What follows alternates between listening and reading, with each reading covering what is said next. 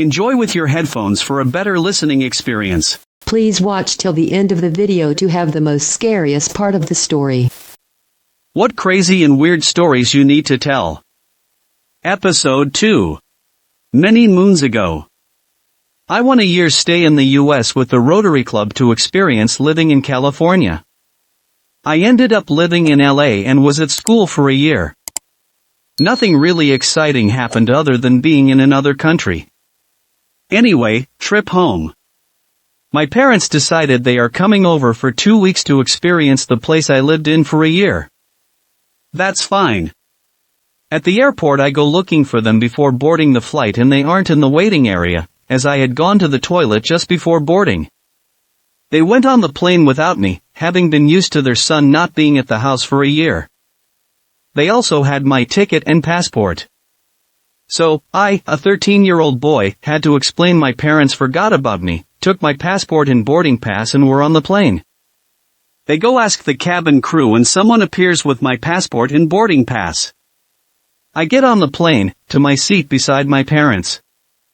I go, "The fuck was that?" To which people in my immediate area burst out laughing. I later found out they had announced my predicament to the whole plane on the intercom and my mother had put her hand up with my passport and boarding pass.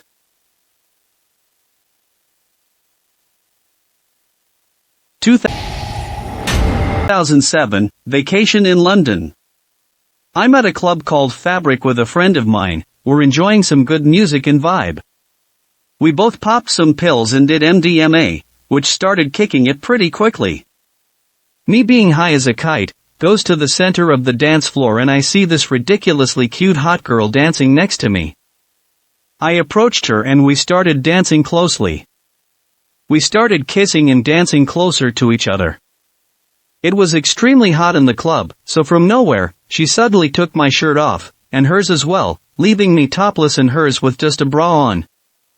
I was feeling kind of weird but ice high, so I went with it. Anyway, we kept dancing, kissing and all, when about 10 minutes later, she suddenly said to my ear, "Excuse me, who are you?" Me completely baffled by this says, "What?" She says again, "Who are you? What are you doing with me?" I'm like still very confused and all saying, "What do you mean we've been dancing for like 20 minutes? Then she realizes she doesn't have a shirt on and just a bra and starts panicking and screaming, "What are you doing with me? Why is my shirt off?"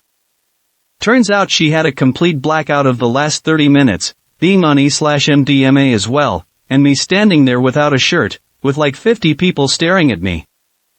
I was scared that someone is going to beat me up for attempted rape or something like that. I immediately put my shirt back on and got out of there. That was some trippy stuff which kept my mind up for days. I was 7 years old and on a red-eye flight to New York from LAX in the early 80s. We were stuck on the ground and not going anywhere for hours. We were being hijacked. I remember my parents, and everyone were incredibly quiet, a guy in front of us crying and freaking out but I had no idea why. My parents had to keep my younger sister and I entertained and quiet while all of this was going on. That's when my dad taught me the hand game of, here's the church, here's the steeple, open it up and here's the people. We played for a long time. Luckily, we never took off until the situation was resolved. We had to wait for the FBI to screen everyone. We were stuck on the ground for hours before we could finally take off. Here's the news story. October 28, 1982, around the nation, hijacking attempt fails at Los Angeles airport. AP: a man wielding a knife today tried to hijack a Trans World Airlines jumbo jet about to take off with 97 passengers aboard, but an off-duty sheriff's deputy wrested away the weapon and pushed the man out the door. William Hoffman, 25 years old, arrested for investigation of attempted hijacking, was injured in a 20-foot fall to the pavement at Los Angeles International Airport. He was reported in stable condition with head and hip injuries in the jail ward of County USC Medical Center. Dennis Robinson, 23, a trainee at the Los Angeles County Sheriff's Academy, was on his way home to Alton, Illinois. He confronted the would-be hijacker on Flight 72, bound for SA. Louis, about 12:40 a.m., said Officer Victor Flores of the Police Airport Division. During summer vacation in 2000, when I was alone at home playing video games, I had this stranger knock on my door asking for an address. When I told him that I did not know of the address he was looking for, he asked me for a glass of water. Being the naive idiot that I was at the time, I was 11 at that time, I left the door open and went into the kitchen to get it. The guy then proceeded to invite himself in and locked the door. Over the next 2 hours I sat there looking scared and dumb while he showed me a knife and searched my place for anything valuable he could carry in broad daylight without suspicion. However, finding nothing, he left. All the time I was scared as to how to explain to my mom as to what happened to my video game had he taken it, since she told me not to open doors to strangers. I have never told a single soul about this experience till now. The Deftones were in town, and I really wanted to go, but didn't get tickets in advance. My friend suggests let's just drive to the venue and see if we can get in at the door. We go, but as we are walking across the parking lot, this roadie-looking guy stops us and says, "Hey ladies, want to meet the band?" "Hell yeah," we explained. We get onto the tour bus and there's the band, just chilling, drinking beers. We introduce ourselves and next thing I know, I'm ripping bong hits with the Deftones. The Pamela and Tommy Lee porno was playing in the background. Just felt really surreal. It's almost showtime and me and my friend are like, we didn't get tickets. All good, they gave us backstage passes to wear. We ended up walking with them backstage and even did the little group hug and pray with them before they went on stage. They asked us to wait backstage when the show was over. The show was amazing. My friend and I snuck out after the show ended. We just had this gut feeling the band would expect certain things if we continued the night, plus we needed to get home for curfew, on a school night. I moved to Amsterdam. The housing situation was really bad, couldn't find anything for a correct price range. I found a job working in a hostel and started looking nice into alternatives, stayed camping for over a month. Anyways, I saw a lot of houseboats and it got me interested. Started looking into the laws and whatnot. You actually don't need any license to drive a boat, under 12 meter long, in the Netherlands, so I started looking for boats. I found a boat in Leeuwarden, in the north. A really nice couple were selling there a 7-meter cabin sailboat. Took me 2.5 hours to get there by train and 3 days to sail back. It was the first time I had ever sailed a boat. Here's the catch, though I didn't sail it, I used its small propeller engine to get me back to Amsterdam. On the way, the rudder broke. I had to makeshift a new one to get back on road as I was working the next day. The engine died twice in the sea, and I was stranded near the coast. Got cheeky near nightfall and thought I could make it to the next marina across the Immer. The sea got really bad. I was super scared the rudder would break or the engine would die, but I made it in one piece in the end. Been living on the same boat for the last couple of months. I have a video that I'm willing to share for anyone interested in seeing some parts of this adventure. I was working at a hospital emergency department. A guy brings his friend in through the registration area because of an opiate overdose.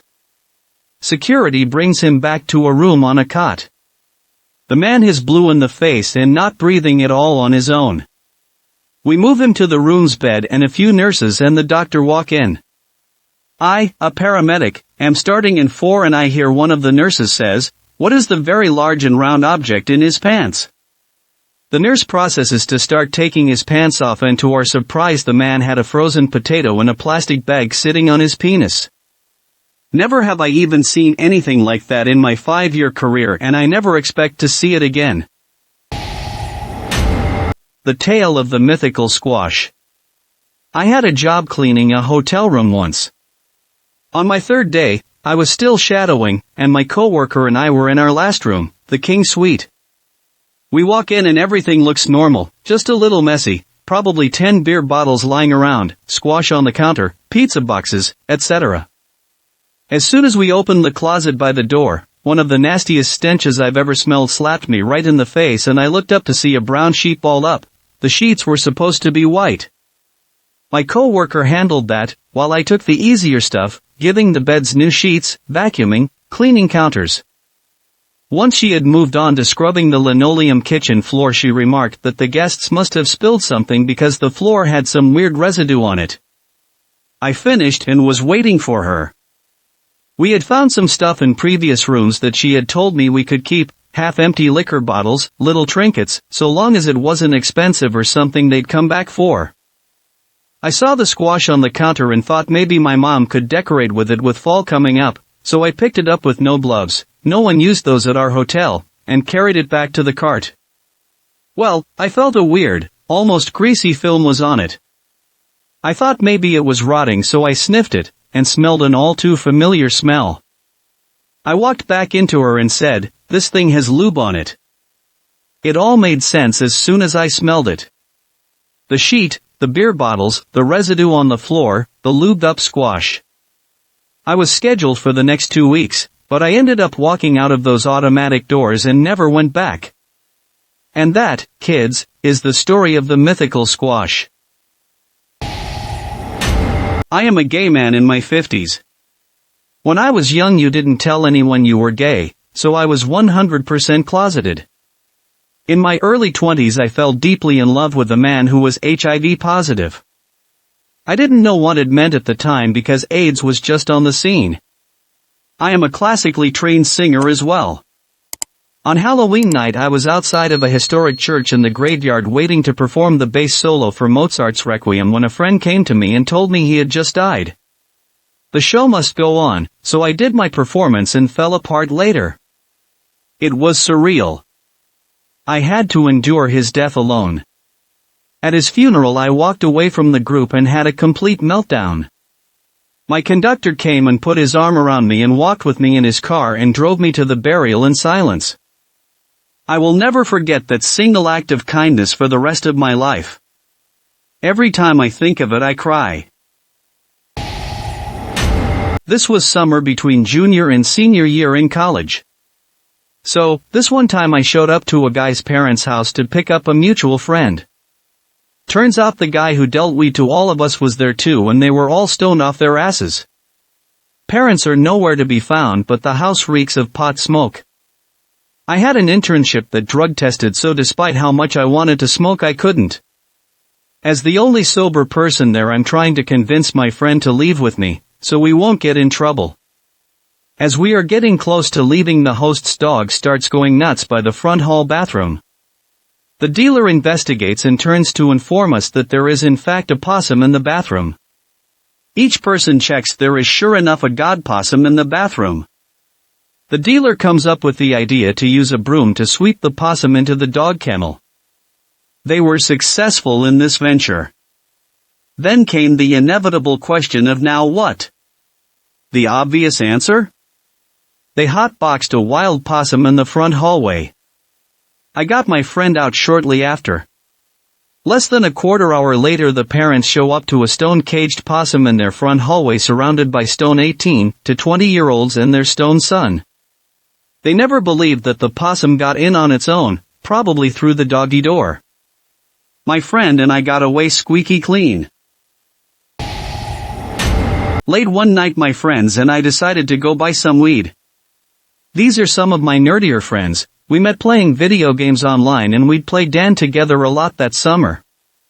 So, this was a little out of the ordinary for our usual hangout plans. This was also before it was legalized in my state, but I was in high school, and we were bored. So, the three of us hop in the car and manage to get a hold of my friend's weed guy, a guy he's met like twice, who tells us to meet at a Taco Bell in a town over. So, we go, and the Taco Bell is pretty empty at this hour, 10 p.m., suburbia. We get some Taco Bell freezes and wait for the guy. He shows us and we very cleanly head to the car, do the exchange, and split. Easy. So weed guy goes in to eat and we bounce. We're excited because we're in high school and this is pretty new to us. So, we pull out of the parking lot and my friend merges into the turning lane at the intersection just outside the shopping center at the last second. He forgot we were supposed to turn, so now we're at a 45-degree angle, half in the turning lane, half not, but it's completely empty, so he decides to just make the left turn even though the light is red through the intersection. Lights. Sirens. My other friend is swearing at the driver for being such an idiot, and I'm sitting here thinking no way this is happening. We hadn't smoked anything yet, but the weed smell, even in the bag, was potent and I could smell it faintly. My life is flashing before me as we pull over, and the driver quickly hands my other friend the weed.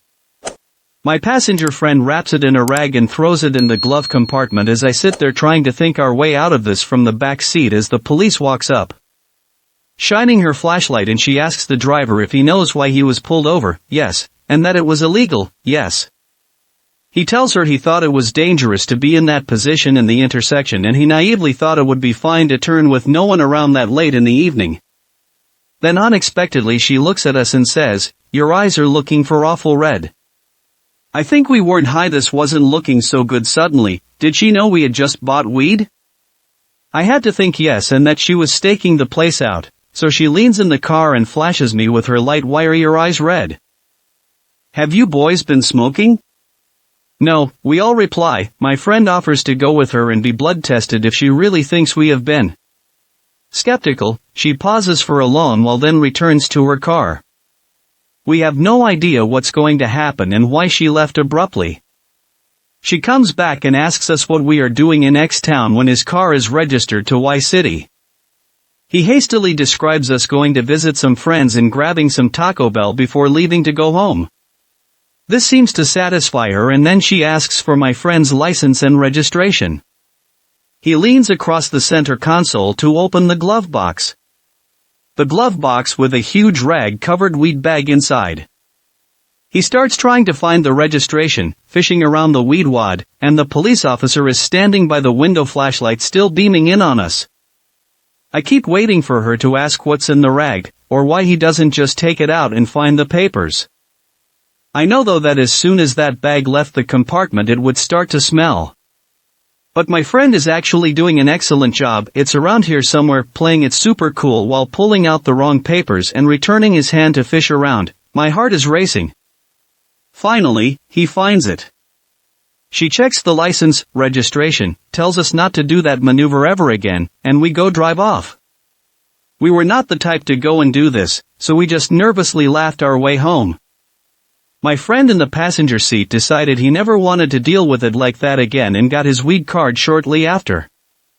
So, I almost got arrested for drug possession my first time buying weed with my best nerdy friends, and that was some wild stuff for a Thursday night. About 3 years ago, after high school, me and 3 friends went trekking in Iceland.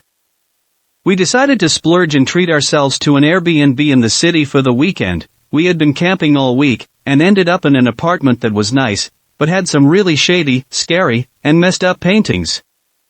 There was a locked room that wasn't open until the last day of our trip, when 2 friends went to return a tent we had borrowed from the host. He wasn't home, but his girlfriend was, and I guess didn't understand that she shouldn't have left her boyfriend's Nazi Hitler room wide open, especially after hosting 4 Jews. We're talking swastikas, Hitler portraits, books, flags, everything. Somehow the girls managed to take some pictures before running out of there. This is the story of the Oatmeal Man. My high school baseball team was traveling on a school bus from Louisville to Indianapolis for a tournament, and this guy pulled up next to us on the freeway, waving and trying to get our attention. We kind of think it's a parent or something, so we wave back. He makes sure he has mine and my seatmate's attention and then clips his shirt collar to his steering wheel with some sort of homemade device, leaving a big opening. He then proceeds to grab 2 2-gallon buckets of what I only hope was cooked oatmeal, not positive though, and begins pouring all of it into the big opening in his shirt that he's made. Everyone on our bus, including coaches, are screaming in confusion as this man is swerving down the freeway, going into the emergency lane to get around cars so he could stay next to us. Then, he reaches into his shirt, takes a handful, and smears the chunky substance all over his face, all while laughing and waving. Last but not least, he unhooks his shirt, and it snaps to his neck, flinging oatmeal all over his windshield and driver's side window. He then casually waved goodbye, gets off at the next exit, and we never see Oatmeal Man again. It is my favorite thing that has ever happened to me. My ex-girlfriend was pregnant with her other ex-boyfriend's kid the first time that I met her in person. She decided that I was going to raise this kid whether I liked it or not. For context, I was 14 and she was 16 and I was only going to be with her for a few weeks because I went to a summer camp near her city. I kept on telling her that I wasn't taking this much responsibility for a kid who's not even mine. She then threatens to stab me because of how unwilling I am. I decided that I could try to defuse the situation by trying to get her to consider adoption. This is when she really lost it. She took a couple swings, but I was able to leave mostly unscathed. A few days after I had left, I texted her and apologized for being kind of inconsiderate. She apologized for trying to force into such a hectic situation and for trying to stab me. We talked and she realized that adoption was going to be the only real option for her. She had the kid safely and I have yet to hear from her since his birth. It was around 1996 to 97. I was 14 to 15 and living in a small town in Minnesota. Me and my group of friends had been smoking weed for a few years at this point. One day a close friend says he knows where there is a field of weed growing on a farm near where we lived. At the time we were super into Cheech and Chong movies and the prospect of finding a weed field was just too tempting to pass up. We weren't planning to steal at all, we really wanted to see a field of weed and grab a few buds on the trip. We wait until the weekend and head out to the farm. It's me and two other guys. My friend who told me about it and my girlfriend's little brother. He was a year younger than us. My friend's name started with a D and my girlfriend's younger brother's name started with a B. We passed the long driveway of the farm and parked the car on the road. We began walking towards the cornfields and barn. I'll do my best to describe the lay of the land as it's helpful to the story. The house sat maybe 30 to 40 feet back from the main road. The driveway was on the right of the house and continued all the way back to a barn that was maybe a half a mile off the main road. Between the house and the barn is a cornfield. As we get closer to the barn and just past the corn we find a patch of cut/chopped up weed plants on the ground. But it's not buds, it's stems, stalks, and fan leaves. It looks like someone recently had just mowed over the plants. So, we start to think maybe they're drying the plants in the barn. This is a two-story barn that looks out over the cornfield. We enter the barn and there's nothing but a tractor and old farm equipment on the first level. We were all quiet and searching on our own. So, I go up the stairs to the second level. As I'm searching the second level of the barn I look out at the front of the barn and see a pickup truck barreling down the drive from the house to the barn. I yell out run. I knew I didn't have the time to go all the way down the stairs, so I just ran and jumped out the side of the barn. The second level had a large opening on one side. I remember being in the air for much longer than I had ever been before. When I hit the ground I was already falling forward and just naturally went into a roll. As I got up to run I could feel pain and stinging in my legs from the jump. I ran for the cornfields, and I heard D and B hit the ground behind me. We split up when we went into the cornfields, so at that point we were on our own. Suddenly the truck passes the barn and takes a hard left into the cornfields trying to run us over.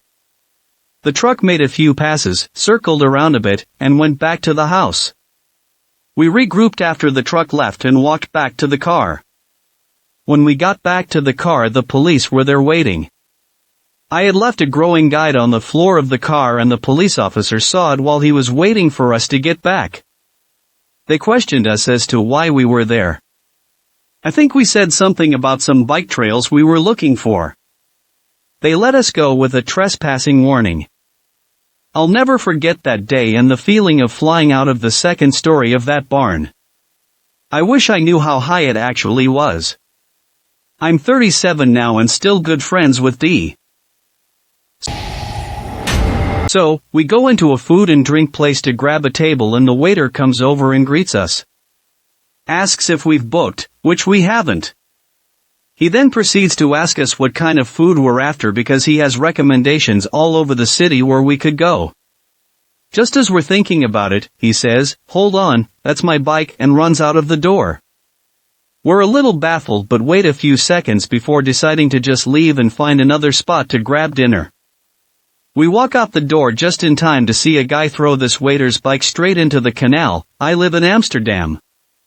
As they're making their way back, the waiter is apologizing to this guy. Some quotes: "I'm sorry, I know, you told me not to when I did it again. I shouldn't have left it there. It's my fault, I won't do it again. You can do it again if you want." I'll throw that 1 and 2. We made a pretty swift exit after that, but it's one of the most hilarious things I've ever seen. My life was saved by falling asleep at the wheel. I had just gotten out of a 14-hour shift loading out a huge award show. The previous day was an 18-hour shift. So, I had 6 hours of not restful sleep in me. I was at a 5-way intersection waiting to turn left and drive up into the left fork of the Y lane. I fell asleep and woke up from the horn behind me to see it happen. A truck going about 60 miles per hour, 35 miles per hour zone, ran the red light and smashed into the cars driving from the right lane. One was blinded-sided and the guy in front of him who had turned had the truck that was sent into the air roll into it. The speeder was killed by the roll, broken neck, suffocated I was told, but I'm not sure. The blindsided man and his wife were okay, but both had broken bones. Car's front end was totaled. The old man who had turned didn't really get hurt badly but had a pacemaker. His car was also totaled, crushed from the top. Here's a diagram I made to better understand me. Still shaken by that to this day. My car is a cheap Honda and I'm fast on the pedal. Probably would have caught my driver's side door and not forward of the door at the engine like he did to theirs. This is a story about Ron. When I was in college I was a big stoner, still kind of am. The campus was close to Philadelphia, and decided one day I'd go into the city, do a little exploring, get a haircut, and do all of this stoned. So, after a bit of exploring, I decided to go home because it's getting late and the subway's close. I'm lost and I don't know how to navigate where I am and how to get where I need to be. I ask someone for help to point me in the right direction. This is where the fun begins. I ask this random man who looks native, comfortable. He was a black man, wearing a hat and a hoodie, about 5 feet 10 inches. 32 years of age. He told me to follow him, he's going that way, too. I said all right and kept up. When we spoke, he introduced himself as Ron. I said, "Ron?" He said, "No, Ron like R-A-N." I was like, "Oh, okay." And we kept on going. As we took the subway he told me how he was going to school for IT. I shared with him I was going for communication, and he thought that was chill. When we got close to my stop he asked where I was getting out. I told him. He said he was getting out of the same place. Then it got weird when he was asking about going to a party with me. He told me how old he was, and it was pretty visible he was old. I figured this man did buy a solid "why don't I do him one?" I said I'll see what I can do. When we got out he bought me a tall boy and then said he had to make a call. Then we wait for a bit and this black car pulls up. He tells me to wait, and he gets in the back seat. There's an argument before he gets out and kicks the lady who was in the seat next to him repeatedly and then he slams the door and yells "bitch." I'm ill at this point so we sit on a stoop while we drink our beers and he's catcalling girls my age that pass by. It's at this point where I really contemplate going further. I figured he couldn't be all bad. Yes, he just kicked a lady repeatedly, but he helped me. I owe him. I took him to school, and I signed him in.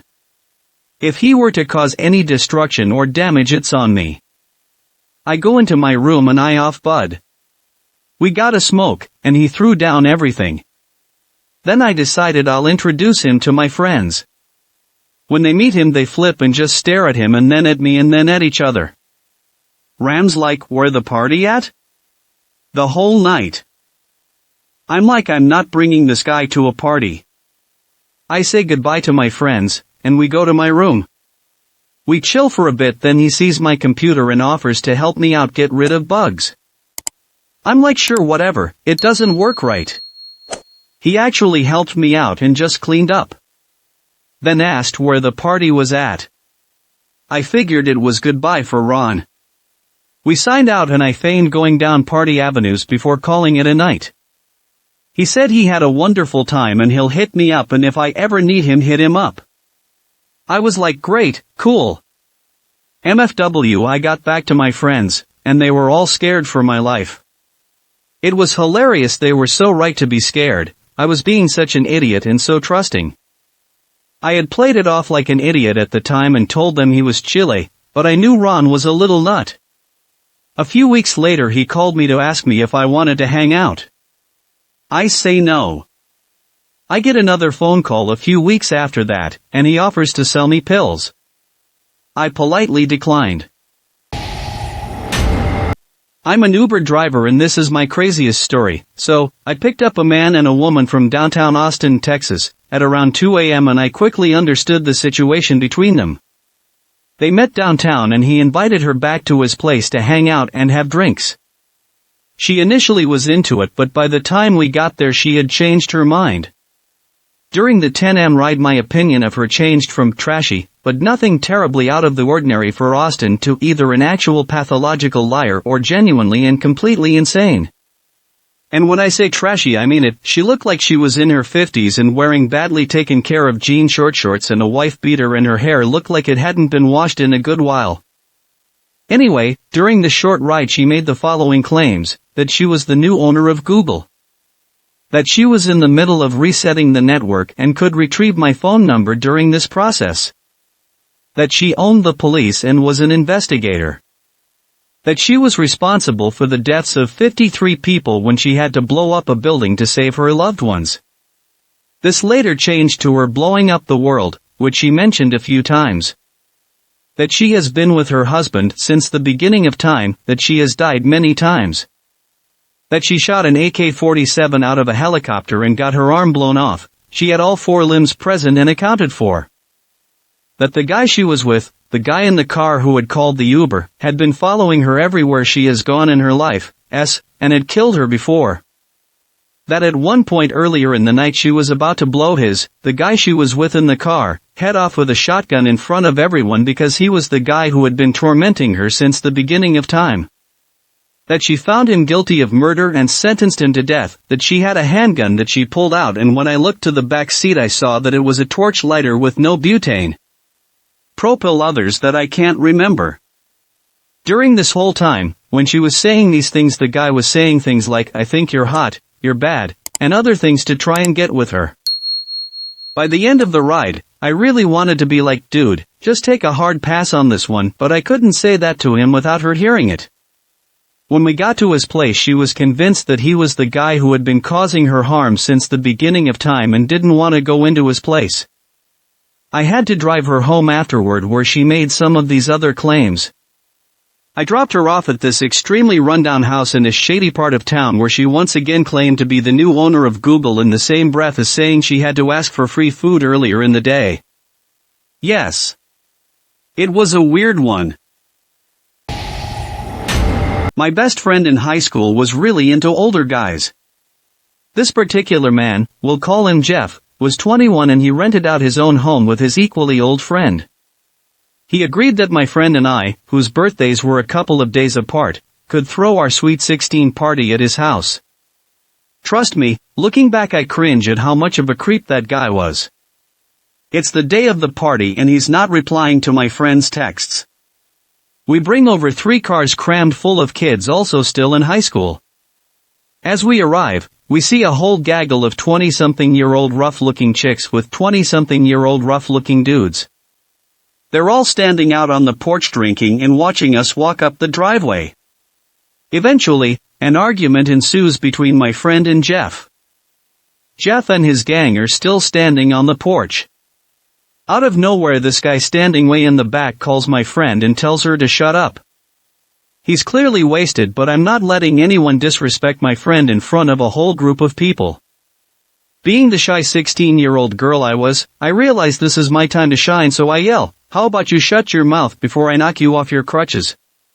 But instead of laughter, I'm met with a cluster of angry, much older girls coming off the porch towards me, yelling about how messed up I am and how I took it too far. That's when I see it. As the Sea of Whales part, I realize that this man is not on crutches because he broke his leg. Oh no, this man is missing his leg from the knee down, and I didn't see it. He was standing in the back of the crowd.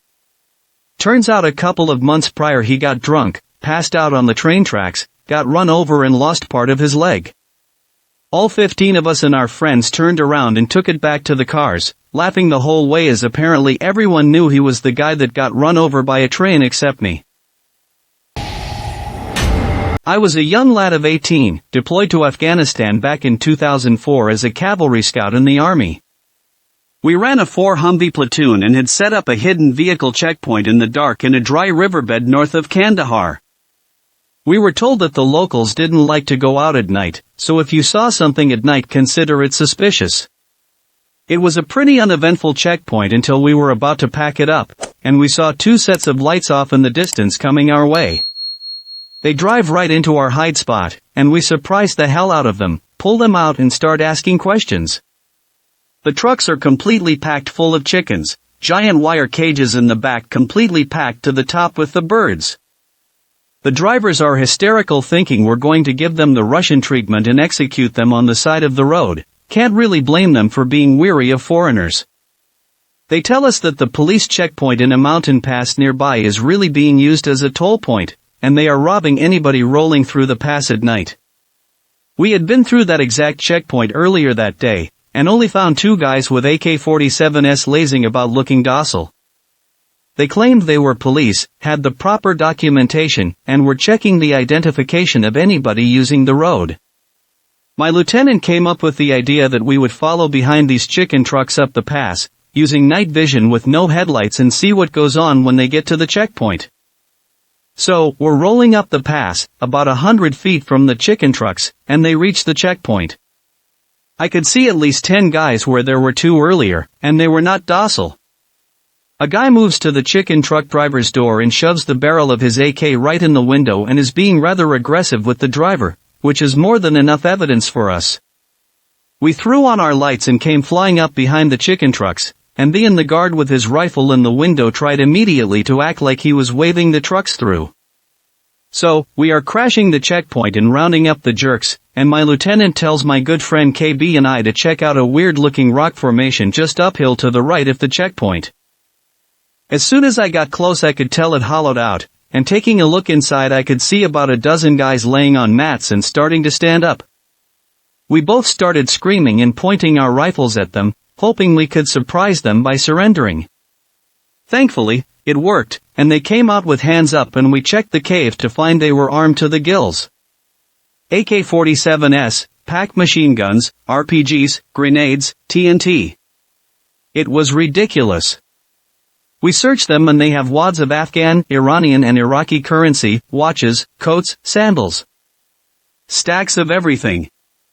These men had been robbing people blind. When they didn't have money, they took whatever else they could, the scoundrels. So, we have them all lined up and detained, asking Squadron what the next move is, and they say we can't detain them any longer. So, despite our pleas, we released them, and they moped back down the pass. We realized we didn't really know what we should do with all the pilfered goods these goons had stolen, until a couple little 4-stroke trucks came sputtering by us. Our good pals the chicken truck drivers had returned to move through the checkpoint, ecstatic that we had brought down the corrupt checkpoint. My lieutenant doesn't hesitate and starts throwing armfuls of cash and items into the cab of the chicken trucks. The drivers are losing it, crying, laughing, and thanking us. They just couldn't believe what had just happened. That night changed a whole lot about how to approach any checkpoint, and we ended up crashing quite a few. It was one of 100 stories from that crazy year. I still sometimes wonder if it even really happened. When I was 19 to 20-ish, I was waiting for a bus when a well-spoken man in his 60s began chatting to me. I awkwardly nodded and smiled like the gangly moron that I was, and he eventually got onto the subject of he and his wife hosting dinners and how I should definitely come around sometime. I got increasingly awkward/anxious as the conversation went on, and he eventually started complimenting me on my shirt, reached out to stroke the fabric and then reached between the buttons to stroke my stomach. In the street. At a public bus stop. I got on the next, wrong, bus, rode a few stops to gather my thoughts and then made my way home. The icing on the cake? He looked just like Ian McDiarmid. Palpatine tried to touch me up. While playing video games, I met this guy who I found pretty charming. He added me as a friend and for the next few weeks we would play late into the night, chatting on Discord, cracking jokes, and generally getting along great. We talked about our lives, and how I'm in college, and he's in HVAC training. He eventually asks me to be his girlfriend. Since he lived on the East Coast and I on the West, we maintained a blissful long-distance relationship playing games and sending pics. While we're chatting one night, out of nowhere, he drops it on me that he's 16 years old. At the time, I'm 18 so it's not illegal or anything, but had I known in the first place, I likely would have agreed to date him. However, I stayed in the relationship. From what he told me, his home situation wasn't that great. He had divorced parents who were somehow both strict and neglectful. He starts talking about how he wants to run away and come live with me and start a new life without a shred of doubt.